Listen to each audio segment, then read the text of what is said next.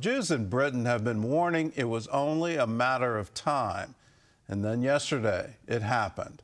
A deadly terrorist attack on a synagogue.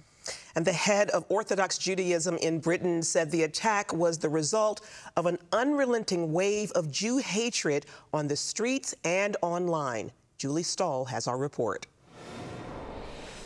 As Jewish people prayed in synagogues around the world on Yom Kippur, the terrorist attack outside a synagogue in Manchester, UK, left 2 dead and 4 others seriously wounded. The police say one of the 2 men killed may have died from a police bullet. Tonight, our first thoughts are with the families of those people who died, those injured, and those traumatized by this and horrific anti-Semitic attack on our Jewish friends and neighbours. We condemn it outright. Following the ramming and stabbing attack, police immediately tightened security at synagogues throughout the country. British Jews felt such an attack was inevitable amidst increasing anti-Semitism in the UK. And Israeli leaders expressed their grief and said they have been warning about such attacks. Israeli Prime Minister Benjamin Netanyahu said in a statement, Israel grieves with the Jewish community in the UK after the barbaric terror attack in Manchester. Our hearts are with the families of the murdered, and we pray for the swift recovery of the wounded. As I warned at the UN, weakness in the face of terrorism only brings more terrorism. Only strength and unity can defeat it. Israeli President Isaac Herzog revealed he had written a letter to British King Charles III a few days ago, warning of rising anti-Semitism and anti-Israel hatred in the UK, along with Australia and Canada. Here in the Middle East, off the coast of Israel and Gaza, the Israeli Navy intercepted dozens of ships in the pro-Palestinian flotilla coming from Europe. The Navy brought the activists to Israel on Yom Kippur for deportation. And while activists demonstrated against Israel around the world, Israeli police spokesman Dean Elsden walked viewers through one of the largest vessels in the flotilla. And while we're processing this boat, there's one thing missing, guys.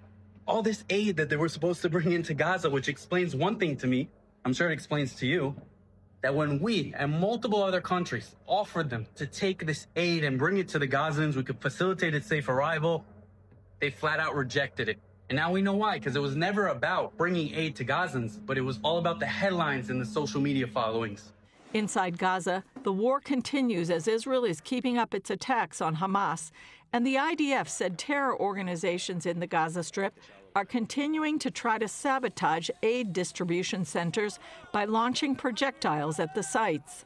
There are conflicting reports about whether or not Hamas intends to agree to President Trump's peace plan, but if they do not accept it, they would demand changes. But the U.S. and Israel reportedly won't negotiate. Julie Stahl, CBN News, Jerusalem.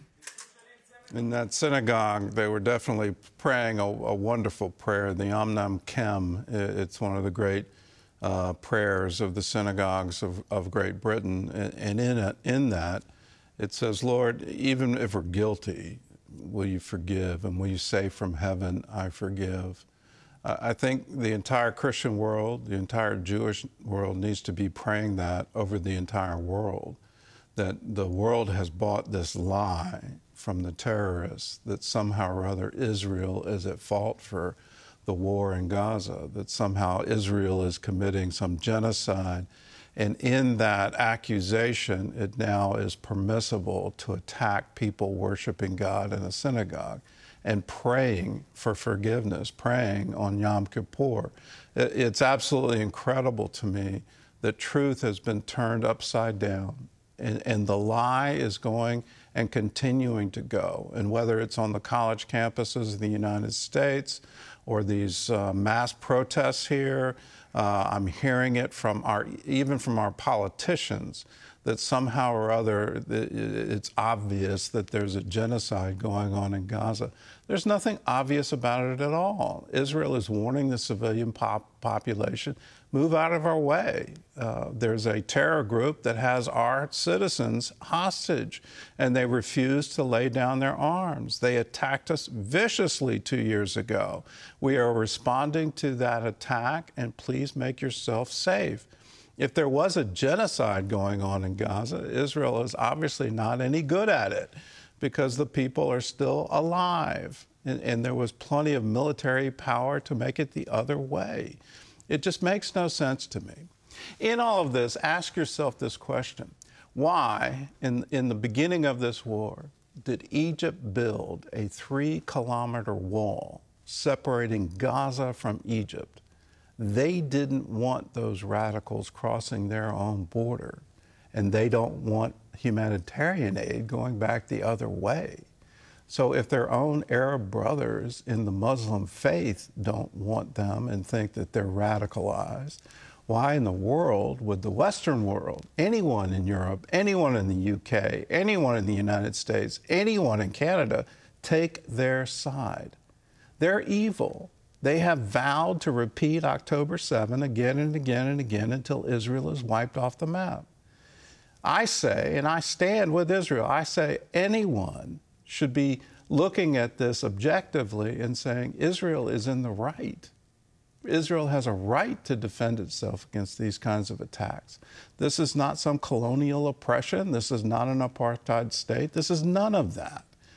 Let's call it for what it is. Hamas is evil. What they did was evil, and it needs to stop.